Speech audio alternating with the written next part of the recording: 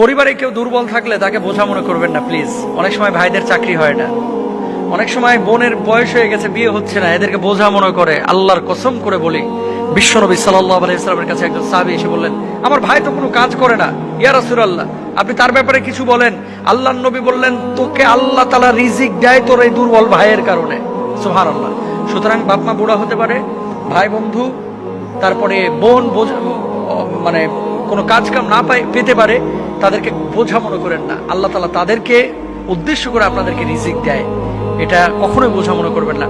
মনে রাখবেন, আজকে যেই ভাইটাকে আমি দুবাই এক ভাইকে চিনি, যেই মেজো ভাই তারা দেখতেই পারতো না, আজকে দুবাইয়ে 400 কর্মী তার কোম্পানিতে, আমার নিজের ফ্রেন্ড, আর সেই ভাই তার কাছে এখন কাজ করে, দেখতেই পারে না।